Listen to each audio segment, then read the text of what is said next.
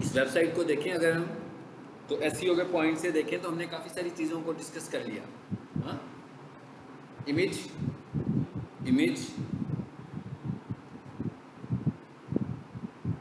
Heading style, paragraphs, strong, फिर heading style आ गया। ये भी हेडिंग स्टाइल बने हुए हैं, हालांकि इधर हेडिंग स्टाइल होना नहीं चाहिए स्टूडेंट, काफ़ी लंबा कंटेंट है। ये जो व्यू मोर का बटन बना हुआ है ये हाइपरलिंक है, इसको हम आज डिस्कस करने वाले हैं। मैं क्या इसको हमने आज डिस्कस करना है। इसके बाद फिर नीचे इमेज, फिर इमेजेस, और नीचे आए जरा, ये क्या है? हाइपरलिंक। इसकी भी बहुत इंपॉर्टेंस है एसईओ में। क्या इंपॉर्टेंस है? कि हमारी वेबसाइट पर हाइपरलिंक्स होने चाहिए। यानी अगर आपकी वेबसाइट पर हाइपरलिंक्स का मतलब क्या है? बेसिकली तो मैं इस पर क्लिक करूंगा तो हम कहीं और चले जाएंगे, ऐसे ही है ना? इसी को बोलते हैं ना हाइपरलिंक, क्लिकेबल होता है। ये बिल्कुल इसी तरह ही है जैसे हमारा सोशल सर्कल,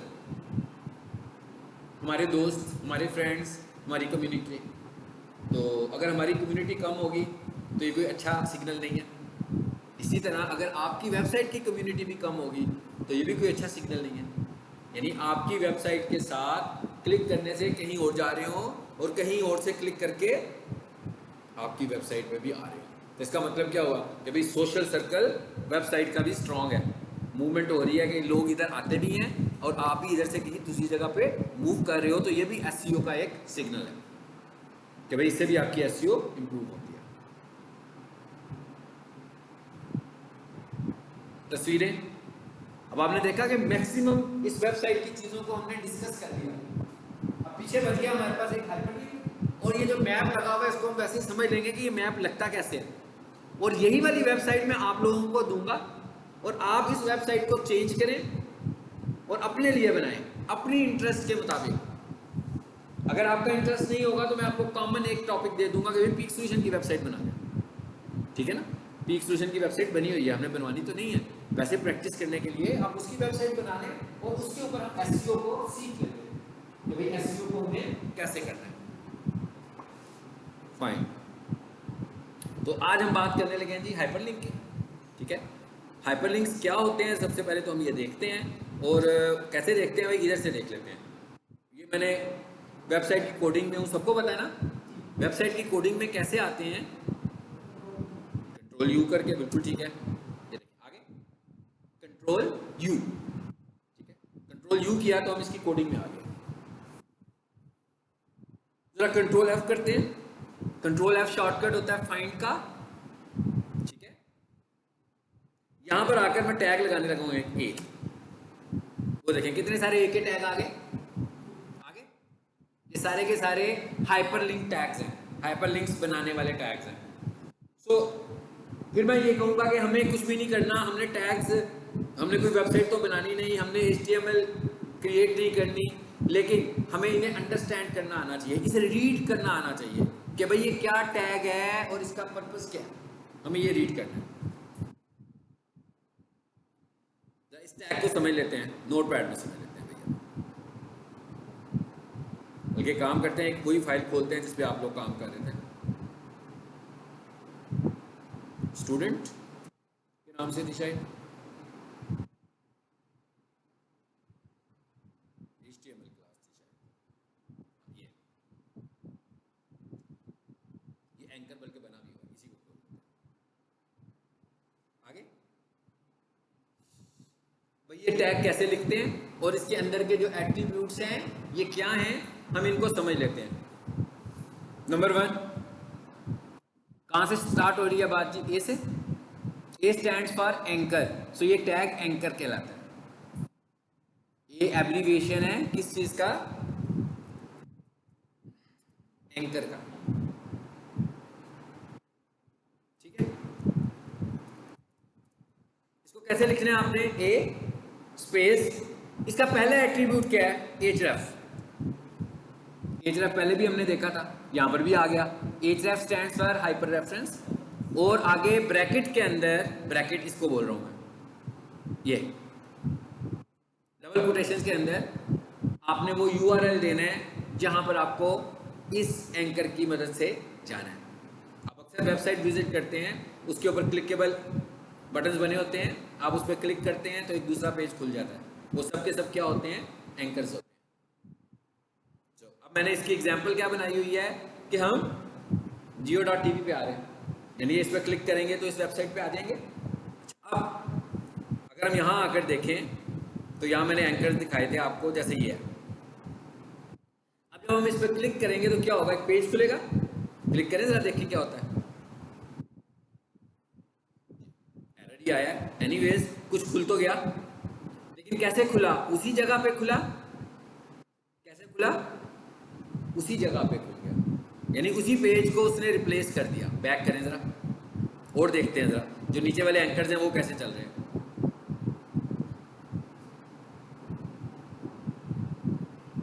ये भी एंकर ही है ना, इस पर क्लिक करो, ये कहीं नहीं जा रहा। और देखते हैं भाई, नीचे आ गए, जरा ऊपर आ जाए वापस, यहां से नीचे आते हैं।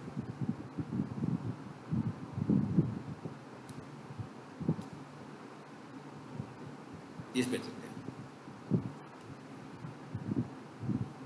क्या हुआ, उसी जगह पर एंकर रिप्लेस हो गया, उसी पेज के ऊपर एंकर रिप्लेस हुआ। इस पर आए जरा, इधर भी कोई एंकर है, देखते हैं।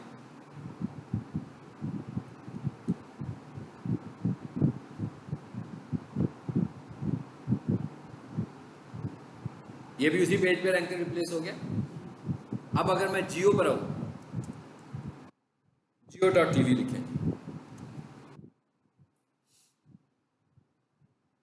इस पर क्लिक कीजिए मेन्यू पे, इस पर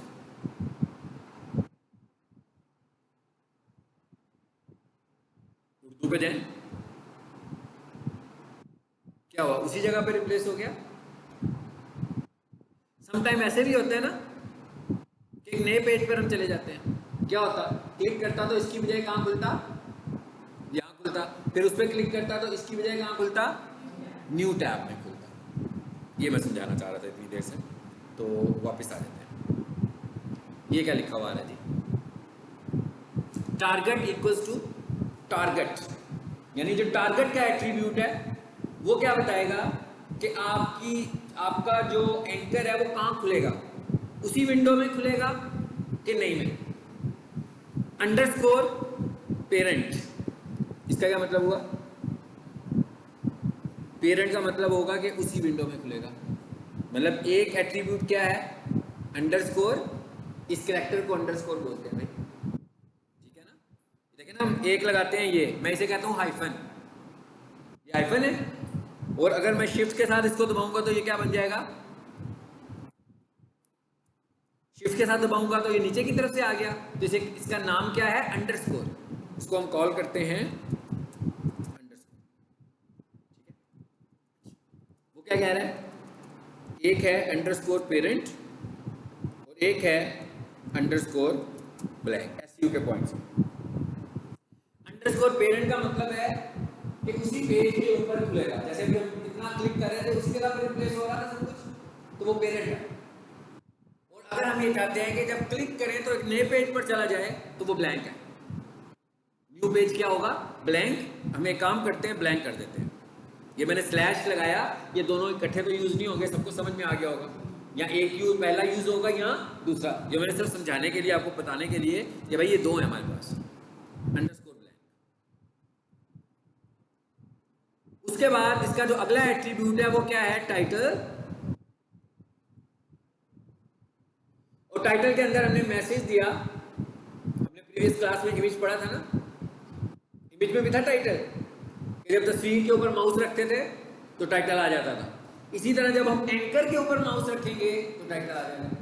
ये तो इसका मतलब क्या होगा, ये एट्रीब्यूट दोनों में इस्तेमाल हो रहा है, ये वाला एट्रीब्यूट इमेज में भी था, ये वाला एट्रीब्यूट एंकर में भी है, दोनों में हमारे पास मिल रहा है। Best news channel in Pakistan, ये मैंने टेक्स्ट दे दिया, अब आप देख रहे हैं ये कीवर्ड होगा ना हमारा, यहां फिर हमने क्या किया, इसको खत्म कर दिया, टैग खत्म कर दिया भाई, यहां से शुरू किया, यहां से टैग शुरू किया, यहां पे टैग खत्म किया, एंकर खत्म। अब होगा क्या, ये वेबसाइट खुलेगी, है ना, कहां पे खुलेगी, न्यू पेज पे खुलेगी। लेकिन भाई खुलेगी कैसे? इंपॉर्टेंट बात तो ये है ना, खुलेगी कैसे? असल में तो हमारी HTML फाइल लोड होगी ना, तो ये खुलेगी कैसे? क्लिक करके खुलेगी ना। इसका मतलब क्या हुआ? कोई क्लिकेबल टेक्स्ट भी तो होना चाहिए। खुल तो वेबसाइट रही है ना, न्यू पेज पे खुल रही है, भाई खुलेगी कैसे? कोई टेक्स्ट भी तो होना चाहिए। यानी ये जो लिखा हुआ था ना, read more, that is clickable text. अगर मैं किसी वेबसाइट को देखूं, भाई ये फैक्ट चेक, ये दुनिया, ये खेल, ये एंटरटेनमेंट, ये सब क्या है? लिंक्स है ना, हाइपर लिंक्स बने हुए हैं। बेसिकली तो मेन्यू बार है, लेकिन एक्चुअली ये क्या है? हाइपर लिंक्स है। असल में ये क्या है? ये क्लिकेबल टेक्स्ट है। मिसाल के तौर पर ये पूरा हाइपर लिंक बना देते और ये खेल एंटरटेनमेंट ना लिखा होता, तो आपको तो यहाँ पर एंटरटेनमेंट नजर ही नहीं था ना, तो ये लिंक खुलना कैसे था? एंटरटेनमेंट पर क्लिक करने से। लेकिन अगर हम थोड़ी देर के लिए सोचें कि भाई एंकर पूरा लग गया मगर एंटरटेनमेंट नहीं लिखा, तो खोल सकते थे हम एंटरटेनमेंट को? नहीं खोल सकते ना, क्योंकि क्लिकेबल टेक्स्ट भी तो होना चाहिए कुछ। तो इसका मतलब ये हुआ कि हमारे एंकर में क्लिकेबल टेक्स्ट भी होना चाहिए। एक्चुअली वो कहां लगेगा? जहां पर आपका टैग खत्म होगा। ये जो लिखा है ना GOTV, एक्चुअली ये क्या चीज है जी? ये है क्लिकेबल। ये क्या होगा? ये हम अपनी मर्जी से लगाएंगे। ये तो नहीं होना चाहिए ना कि क्लिकेबल टेक्स्ट तो नहीं लिखेंगे ना यहाँ पे। जैसे वहां पर एक पे लिखा हुआ है खेल, एक पे लिखा हुआ है एंटरटेनमेंट, एक पे लिखा हुआ आ रहा है भाई, और क्या लिखा हुआ था? न्यूज, एक पे लिखा हुआ था फैक्ट चेक। तो वो सब क्या है? वो सब क्या है? वो सब क्लिकेबल टेक्स्ट है। अब यहां पर हमारे एंकर की मुनासबत से क्या होना चाहिए? यहां पर हमारे एंकर की मुनासबत से होना चाहिए भाई GOTV, ऐसे ही है ना? मैं चाहूं तो यहां पर क्या यूज कर सकता हूं जी? मैं चाहूं तो यहां पर क्या यूज कर सकता हूं भाई? मैं चाहूं तो यहां पर ये कीवर्ड भी इस्तेमाल कर सकता हूं। ये मेरी चॉइस है ना। चलें इसको सेव करते हैं।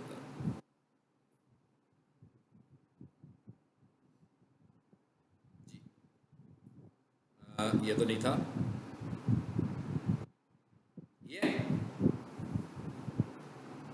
अच्छा एक चीज याद रखिएगा कि फाइलों के नाम रिजर्व वर्ड्स पे नहीं रखने। आपने देखा मैंने एंकर के साथ डबल R लगाया हुआ है ना, कि एंकर भी एक टर्म है, टेक्निकल टर्म है ना।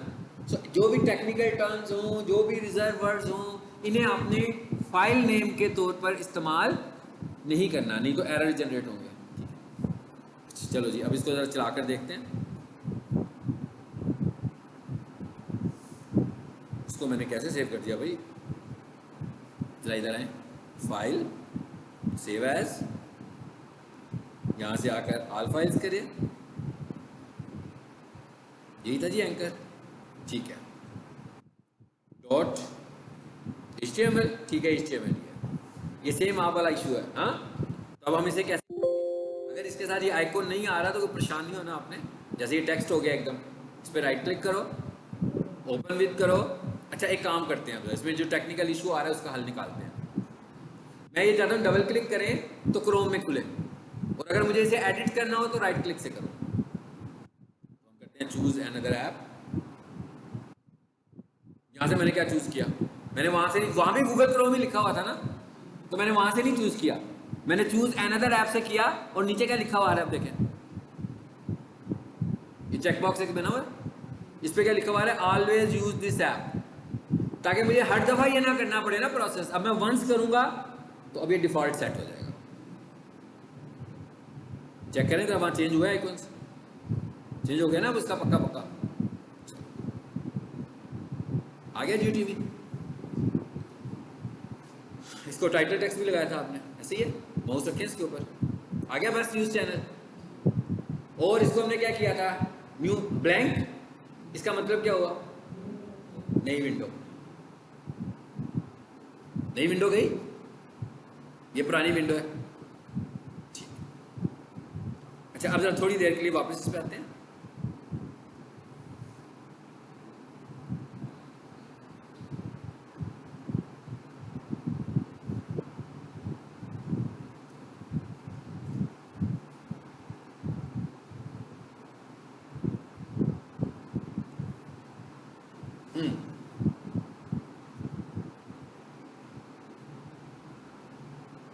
इसको हटा ही देते हैं थोड़ी देर के लिए। इस पूरे एट्रीब्यूट को ही मैं रिमूव करने लगा।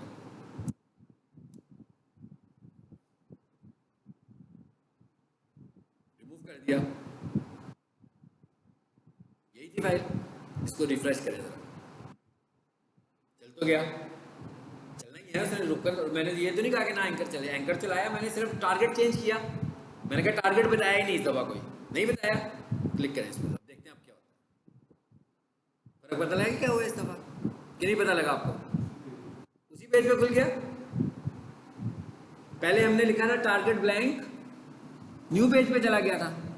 इस दफा मैंने टारगेट मेंशन ही नहीं किया, मैंने ये नहीं लिखा पेरेंट, फिर भी उसने क्या बिहेवियर लिया, पेरेंट वाला। इसका मतलब क्या हुआ, इससे साबित क्या हुआ कि हम टारगेट लगाएं या ना लगाएं, उसका बाय डिफॉल्ट बिहेवियर क्या होता है, पेरेंट।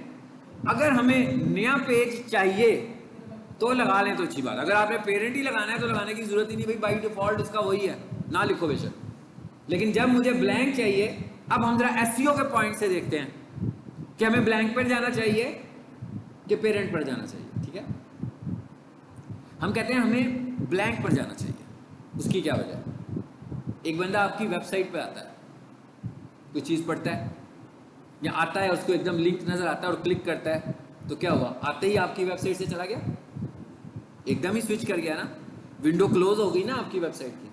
लेकिन जब हमने उसे ब्लैंक किया तो इसका मतलब क्या हुआ, आपकी पहली विंडो भी खुली रही और एक नई विंडो भी खुल गई। तो इसका मतलब कि गूगल जो एनालिसिस करने लगा हुआ है कि भाई कोई बंदा वेबसाइट पे कितनी देर रहता है, तो थोड़ा टाइम बढ़ गया हमारा कि भाई इस साइट पे कोई बंदा ज़्यादा दे रहा, बंद ही नहीं हुआ वो पेज तो खुला ही रहा। सो हमें ये भी चीज़ देखनी, it is called bounce rate, इसको हम बाउंस रेट बोलते हैं। ऐसे ही है जैसे कोई बंदा अभी आए ट्राई क्लास लेने मेरी क्लास में, ठीक है, आए बैठे 2-4 मिनट के बाद उठे और चला जाए। फिर एक और बच्चा है, वो भी ट्रायल क्लास लेने आया, पता लगे जनाब वो 5 मिनट के बाद उठकर चला गया। फिर एक और बच्चा आया, वो 1 मिनट के बाद उठकर चला गया। इसका मतलब क्या हुआ, हमारी क्लास का बाउंस रेट स्लो है कि हाई है? स्लो, एकदम आता और चला जाता है भाई। वो क्रिकेट खेल लिया किसी ने, फास्ट बॉलर और स्लो बॉलर है ना, जो फास्ट बॉलर था शोएब अख्तर, उसकी बॉल बाउंस ज़्यादा होती थी और जो स्पिनर थे उनकी बॉल कम बाउंस होती थी। तो जो बंदा मेरी क्लास में आता है और चला जाता है, तो तेज़ी से बाउंस हो रहा है कि स्लो बाउंस हो रहा है? आता है और चला जाता है भाई, यूँ आया और यूँ वापस, इसका मतलब है वो बहुत स्पीड से बाउंस हो रहा है, बाउंस रेट बहुत हाई है मेरी क्लास का। तो अब आप मुझे बताएं, ये अच्छा है कि बुरा है? बुरा है ना, अच्छा तो नहीं है ना भाई, है? इस तरह लोग बेचारे कहेंगे हम ऊपर भेजी जाते हैं, आप घर भेजी जा रहे हैं, ये क्या हो रहा है यहाँ पर, तो गड़बड़ हो रही है, एडमिशन क्यों नहीं हो रहा है? एडमिशन तो तभी होगा ना जबकि मैं रोकूंगा, किसी ना किसी तरीके से उसे इंगेज करूंगा कि वो रुके भाई, पढ़ कर जाए, कोई कन्विंस होकर जाए। बिल्कुल वेबसाइट का भी यही है कि हम कहते हैं कोई बंदा वेबसाइट पर आए तो हम उसको रोकें, इंगेज करें अपने साथ। कैसे करेंगे इसको हम और बाद में थोड़ा सा और एक्सप्लेन करेंगे आगे जाकर, लेकिन अभी आप ये समझ लें कि आपकी वेबसाइट का बाउंस रेट कम होना चाहिए, ज़्यादा नहीं होना चाहिए। इसकी जो वैल्यू होती है दैट इज़ बिटवीन 0 to 100। अच्छा जो बाउंस रेट होता है वो 40 होता है, 70 बहुत बुरा, 80 उससे भी बुरा, 90 तो बहुत ही बुरे हालात हैं, 40 तक चल रहा है फाइन, 40 to 45 की रेंज में भी है, इट्स ओके, कंसिडरेबल है। लेकिन जो 60 को क्रॉस कर गया इसका मतलब है अब उसका बाउंस रेट हाई हो रहा है। और बाउंस रेट सिर्फ एक पेज से कैलकुलेट नहीं होता, यानी अगर किसी का बाउंस रेट 55 है ना, ओके, इसलिए कि वो सारे पेजेस को कैलकुलेट कर रहा है, एक पेज को कैलकुलेट करके बाउंस रेट नहीं बनता। तो अगर किसी का 55 है तो हो सकता है कि होम पेज का बाउंस रेट 20-25 हो या 30 हो, तो वो उसके साथ गुजारा हो सकता है। लेकिन जिसका बाउंस रेट 75 है, इसका मतलब है अच्छा बाउंस रेट नहीं है। एक बाउंस रेट लो होना चाहिए, एक इंगेजमेंट टाइम ज़्यादा होना चाहिए। ये दो चीज़ें हैं जिन्हें हमें फोकस करना है। इंगेजमेंट टाइम, भाई कोई भी बंदा मेरी क्लास में आए, ठीक है, तो मैं जो ट्रायल लेने आया मैं किसी तरीके से उसको अपने साथ इन्वॉल्व करने की कोशिश करूँ। हर थोड़ी देर के बाद मैं उसे कोई बात कर लूँ, तो मैं उसे इंगेज कर रहा हूँ ना, मैं उसे रोक रहा हूँ कि किसी ना किसी तरीके से अगर उसका इंटरेस्ट नहीं बनना, मुझे नहीं पता बनना है कि नहीं बनना, नहीं बनना तो भी बन जाए, जिसका बनना है वो तो ठीक है, जिसका नहीं बनना उसका भी बन जाए। इससे अब आपका ये भी अंदाज़ा हुआ कि भाई वेबसाइट स्टैंडर्ड स्टाइल की नहीं होनी चाहिए। ऐसे नहीं है कि जैसे सारी दुनिया वेबसाइट बना रही है हम भी वैसी वेबसाइट बना लें। तो इसका तो मतलब हुआ एंगेजमेंट की चीज़ को तो हमने टारगेट ही नहीं किया। हमें ये देखना है कि जब हमारा क्लाइंट हमारी वेबसाइट पे आएगा तो वो क्या चाहता है, उस वेबसाइट पे उसे क्या नज़र आए।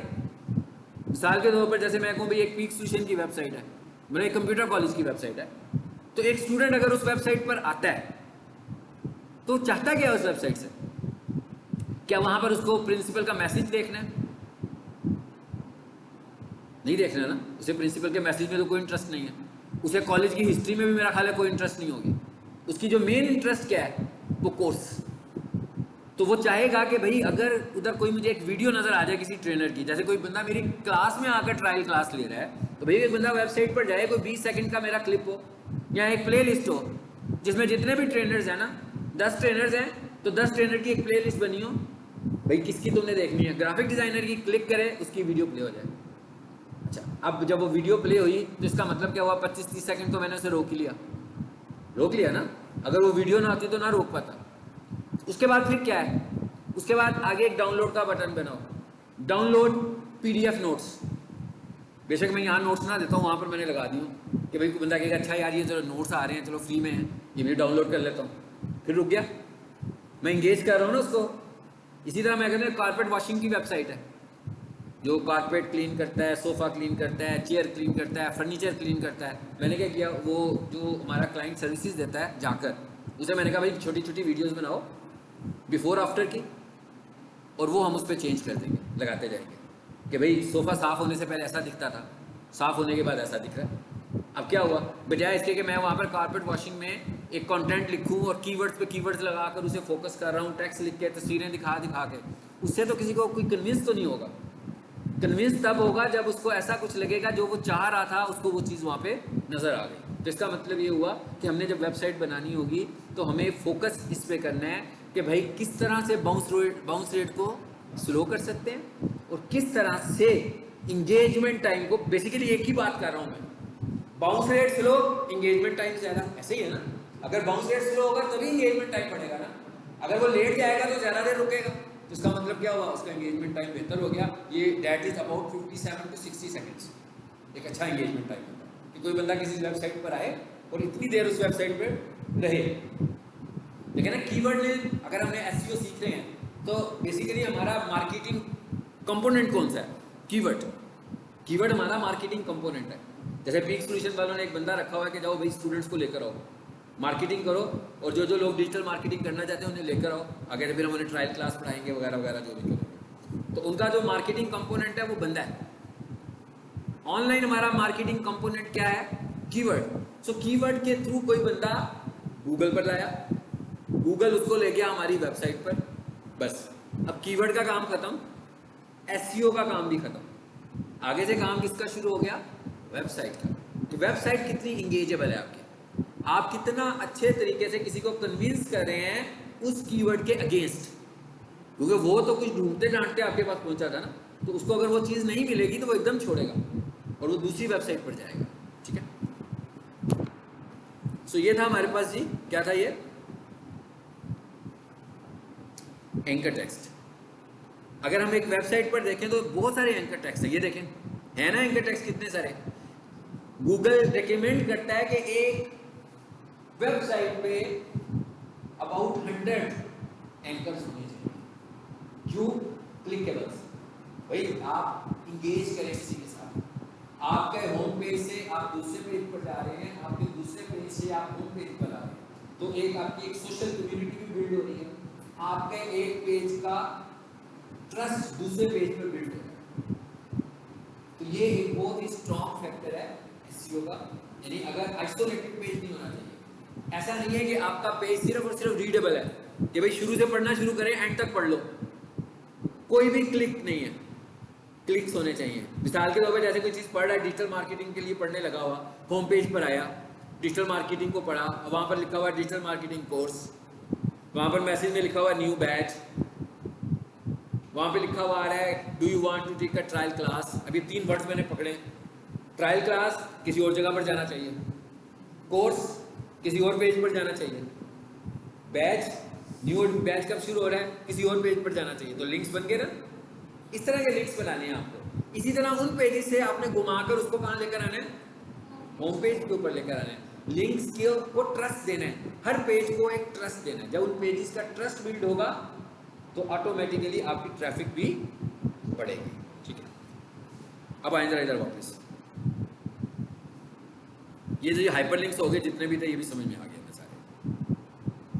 होम पेज पे आए वापस,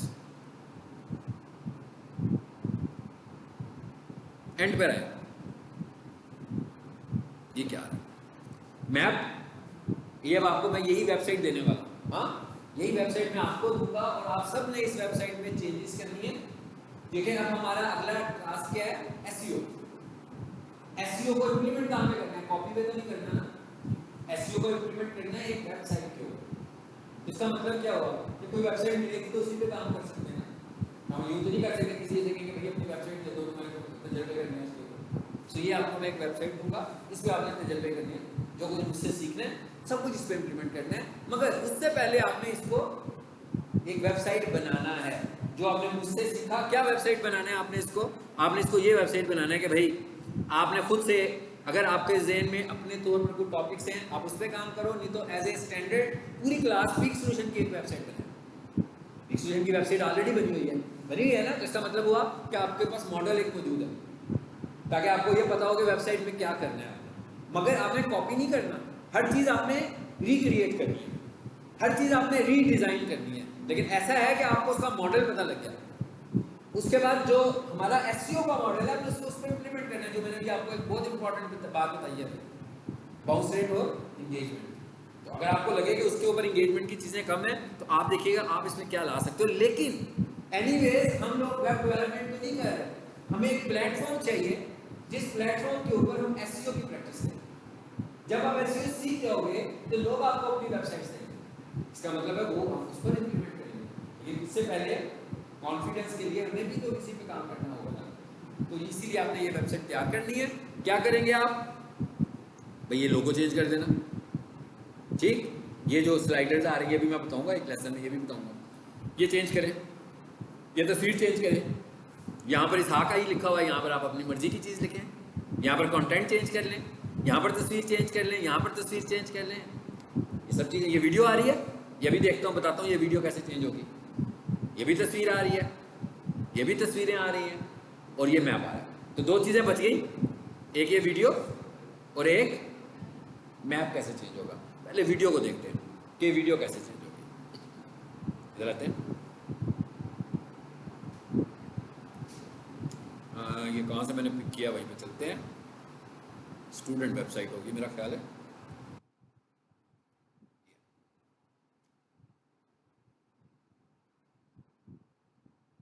राइट क्लिक, मैंने इस वक्त वो नहीं किया हुआ, मैं कर लूँगा, कल से उसी पे काम करेंगे, नोटपैड प्लस प्लस। ठीक है, मैंने विंडोज ज़रा रिप्लेस किया अपनी ना, उस वजह से वो रह गया। वीडियो फाइंड करनी है। सबसे पहले तो मैं आपको बता दूं कि कौन सा टैग है, वीडियो का टैग कौन सा टैग है और आई फ्रेम का टैग कौन सा टैग है, सॉरी मैप का टैग कौन सा है। ये दोनों टैग जो हैं ये इनका नाम है आई फ्रेम। ये भी आई फ्रेम में वीडियो चल रही है, ये भी आई फ्रेम है। तो इसका मतलब क्या हुआ कि उस कोडिंग के अंदर मैप को ढूंढना है तो किसे ढूंढूं, आई फ्रेम को। वीडियो को ढूंढना है तो किसको ढूंढूं, आई फ्रेम को। ओके, हम यूं करते हैं भाई, वीडियो को ढूंढते हैं, कोडिंग में आए। बेहतर तरीका क्या है कि भाई आप यूं करें कि अपना कर्सर रख लें स्टार्ट पे। जब भी कोई ढूंढना हो ना, हमेशा अपना कर्सर पहली लाइन में रख लो, ताकि क्योंकि अगर मैं कोई 5वीं 6ठी लाइन में रखूंगा तो ऐसा ना हो कि जो कंटेंट ढूंढ रहा हूँ वो नीचे होने की बजाय ऊपर हो और मेरी सर्च की डायरेक्शन नीचे हो। तो इसका मतलब क्या हुआ, ऊपर वाला कंटेंट तो मुझे दिखाएगा ही नहीं कि ऊपर क्या है हमारे पास। ठीक है, सो मैं कहता हूँ कंट्रोल F और ढूंढना क्या है जी मुझे, आई फ्रेम। मैंने आई फ्रेम लिखा, किया, देखें जरा क्या है, वो पढ़े क्या लिखा हुआ, वो कहाँ ढूंढ रहा है, ऊपर जाकर। तो मैं खुद ही दूसरी लाइन में हूँ ऑलरेडी, तो उसके ऊपर तो है ही नहीं ना आई फ्रेम। आई फ्रेम किधर है, नीचे होना चाहिए। तो मैं क्या करता हूँ, ओके करें पहले, और फिर मैं इसे क्या करता हूँ जी, और फिर कहता हूँ फाइंड, मिल गया उसको, डाउन किया ना। मैंने यही कह रहा हूँ ना कि यहाँ पर खड़ा होगा, अब करेगा तो इसका मतलब है ऊपर जा रहा है, डाउन करूंगा तो मतलब है वो नीचे आ रहा है। ओके,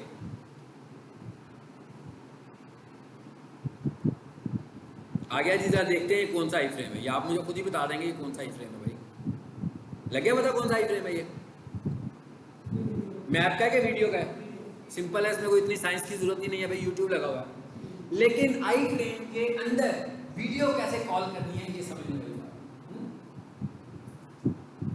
एक काम करते हैं, जरा इधर से वीडियो पे जाते हैं। कहाँ थी जी वीडियो? ये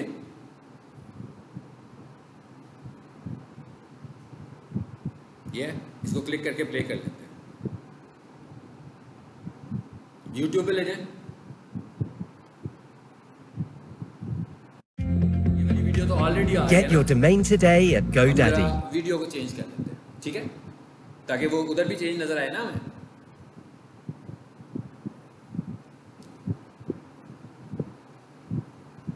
ये चैनल है, इस पर क्लिक करें, ये वीडियोस हैं।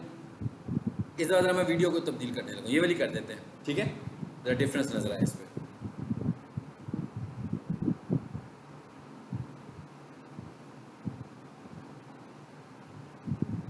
वीडियो को कैसे लगाना है वहां पर, इंपॉर्टेंट बात तो ये है। आमतौर पर तो हमारे जहन में ये आ रहा होगा भी इस वीडियो को शेयर कर दो, ऐसे ही है ना, लिंक को शेयर कर दें, ऐसे नहीं है। हमने क्या करना है, जब भी आपने आई फ्रेम में कोई वीडियो लगानी है तो उसे हमें इम्बेड करना होता है वीडियो को। और इम्बेड करने के लिए ये जो वीडियो का कोड आ रहा है, ये देखें, इसे मैं नोटपैड में ले जाता हूँ ताकि आपको समझ में आए कि मैं क्या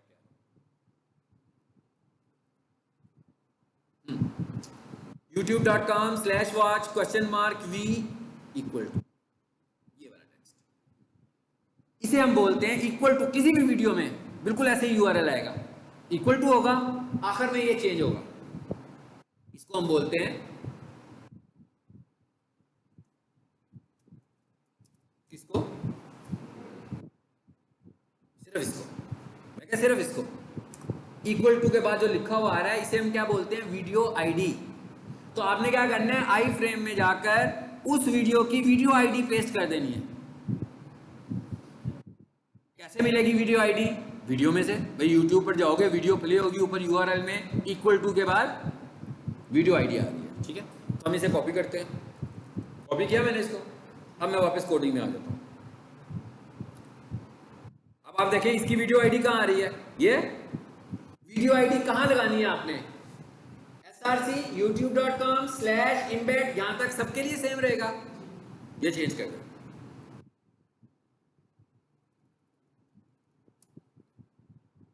और चेंज होगी वीडियो आईडी। अब जब मैं इसको सेव करके रन करूंगा तो वहां पर वीडियो भी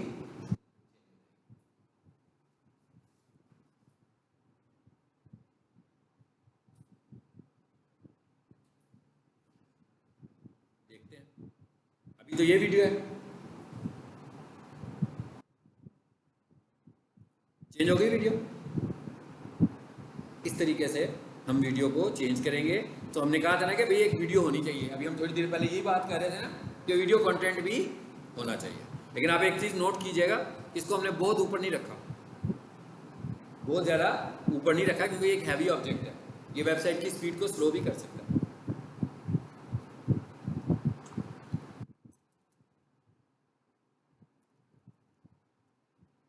ये देखिए, हम एक वेबसाइट पे काम कर रहे हैं, करवा रहे हैं अभी। अब आप देख रहे हैं हमने यहाँ पे क्या करवा रहे हैं, ये देखें, ये राइट पैनल पे हमने कितना कुछ ऐड करवा दिया। क्यों ऐड करवाया? बाउंस रेट कंट्रोल, कि भाई कोई बंदा हमारी वेबसाइट पर आए तो उसे अगर इधर कोई दिलचस्पी ना हो तो इधर से कोई वीडियो तो देख लें। ये यूट्यूब खुला हुआ, ये फेसबुक, और उसके नीचे ऑफर ऑफ द वीक। अब इंगेज किया ना हमने उसको कि भाई उसको अगर हमारा ये कंटेंट अच्छा नहीं लग रहा है तो वो गाड़ी लेने आए तो मे भी वो यहाँ पे क्लिक करे तो गाड़ियाँ उसके सामने आएंगी। लेकिन साथ में हमने राइट कॉलम भी बना दिया कि भाई वो किसी गाड़ी की लेटेस्ट वीडियो देखना चाहता होगा तो वो यहाँ से देखेगा। वो हमारे फेसबुक, ये फेसबुक है वो सारा जो पोस्ट लगा रहे हैं हम यहाँ से फेसबुक पे नजर आ रही है।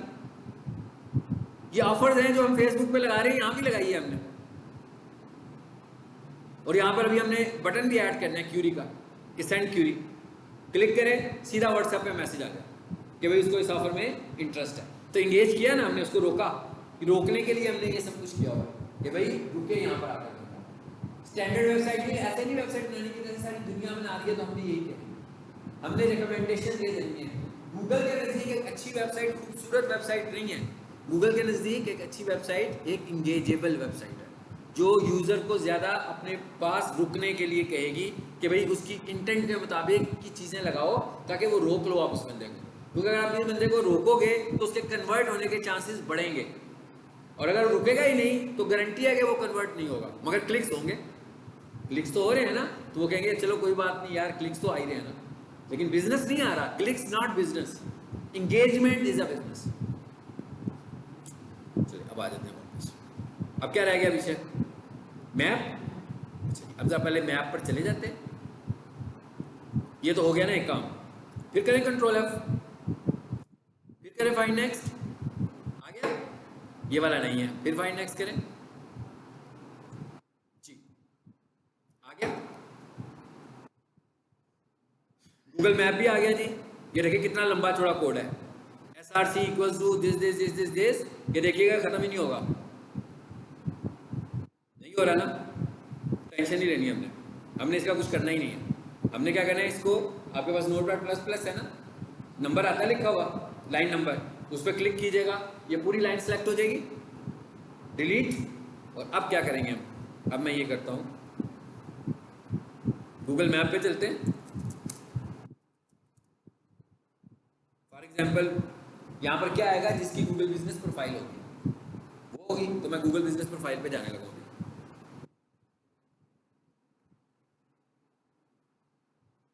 आगे यहाँ पर पीक सोल्यूशन ऐड करा देते हैं, ठीक है। मैं लिखता हूँ पीक सोल्यूशंस।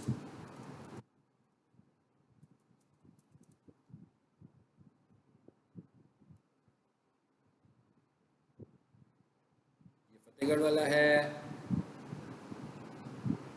ये लोअर माल वाला, इस पे क्लिक करो जी। आ गया?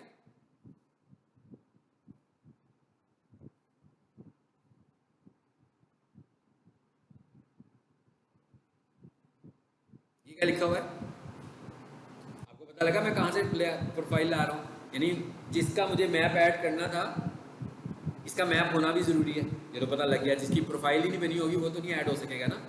फिर करेंगे शेयर। ये सेकंड नंबर पे क्या लिखा हुआ है? Embed a map. आ गया? वो पीक स्टेशन का मैप नजर भी आ रहा है। हम क्या करेंगे, इसको वैसे ही कोड है ना जैसा वहां पे लिखा हुआ था पहले, कॉपी। कॉपी हो गया। अब नोटपैड में आते हैं वापस।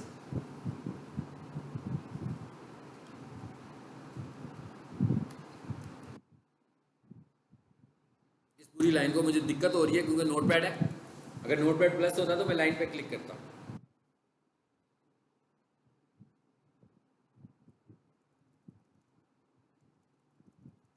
ये सब कुछ वैसे ही आएगा। इन सबको मैं रिमूव कर रहा हूँ।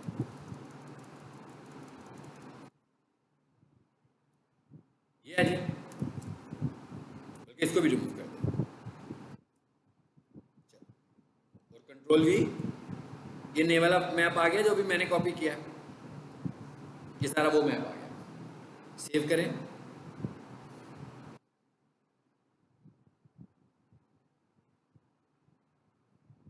अभी तक मैप देखें कौन सा नीचे, सात का। रीलोड करें। क्या हुआ? चेंज हो गया मेरा। ये ऑफलाइन वेबसाइट है। ये जब मैं आपको दूंगा पूरी वेबसाइट काम करेगी इंटरनेट के बगैर। सिर्फ दो चीज़ें जो हैं वो इंटरनेट के बगैर काम नहीं करेंगी, क्योंकि उन्हें हमने क्या किया हुआ है, ऑफलाइन तो रखा ही नहीं। गूगल मैप कहाँ से आ रहा है? ऑनलाइन। तो अगर आपका नेट नहीं चल रहा होगा तो इसका मतलब क्या हुआ कि ये विंडो तो नहीं खुलेगी। अगर आपका नेट नहीं चल रहा होगा बेसिकली तो ये यूट्यूब की विंडो आ रही है, बेसिकली तो ये गूगल मैप की विंडो आ रही है। हमने साइजेस कंट्रोल किए हुए हैं ना, सिर्फ इसका साइज आप देख रहे हैं ना, नीचे से हमने बड़ा किया कि पूरा मैप नजर आए, और ऊपर हमने यूट्यूब की विंडो को भी छोटा किया हुआ है कि राइट कॉलम में वो नजर आ रही है हमें वीडियो से। जिसने पूरी फुल स्क्रीन में वीडियो देखनी होगी, हम उसे कहेंगे भाई फुल स्क्रीन यहाँ से करो और वीडियो पर चले जाओ, यूट्यूब पर चले जाओ। फुल स्क्रीन में आ गया और यहाँ से यूट्यूब पर चला गया। ये हमने आज तकरीबन आप समझ लो कि कोडिंग को कंप्लीट कर लिया। अगली क्लास में हम वंस डिस्कस करेंगे कि इन चीज़ों को कैसे चेंज करो आप, ठीक है। और फिर आपका ये टास्क होगा कि आप ये वेबसाइट बनाना कुछ भी नहीं है, चेंजेस ही है ना, सिर्फ आपने खुद से अपना एक माइंड यूज करना है कि भाई मैं पीक सोल्यूशन की वेबसाइट बना रहा हूँ, या आपकी अपनी कोई कंटेंट है, आप अपने कंटेंट की बना लें, कोई ज़रूरी तो नहीं है कि पीक सोल्यूशन की बनानी है। और ये ऑफलाइन होगी। अगर आप में से कोई बंदा कहे कि भैया मैंने ये चीज़ एक बनाई है, मैं इसको लाइव भी करना चाहता हूँ, इसका मतलब उसे होस्टिंग खरीदनी पड़ेगी। तो अगर वो होस्टिंग खरीदेगा तो उसको लाइव भी कर सकते हैं, ठीक है। और ये हमारा आज HTML का समझ लो कि आखिरी लेसन था, यानी अब हम इस SEO के फेज में एक फेज से दूसरे फेज में जाएंगे, और SEO का जो हमारा पहला टॉपिक होगा, जो एडिटिंग के बाद का होगा। अभी तो हम HTML एडिटिंग की बात कर रहे थे, इसके बाद हमारा जो पहला टॉपिक होगा वो होगा कीवर्ड्स और कीवर्ड रिसर्च, और उसके बाद इम्प्लीमेंटेशन। इम्प्लीमेंटेशन तक पहुंचते हुए आप लोगों के पास वेबसाइट होनी चाहिए, तो अगर आपके पास वेबसाइट होगी तो आप इम्प्लीमेंट कर पाओगे ना, अदरवाइज तो आप कॉपी भी करोगे जो कुछ करोगे। अगर आपने SEO की सारी चेकलिस्ट अपनी वेबसाइट पे लगानी है तो वेबसाइट ज़रूरी है, वो आपको खुद बनानी है। मैं इसीलिए ये सिखाता हूँ कि आप बनाओ, हर कोई अपनी अपनी वेबसाइट बनाए।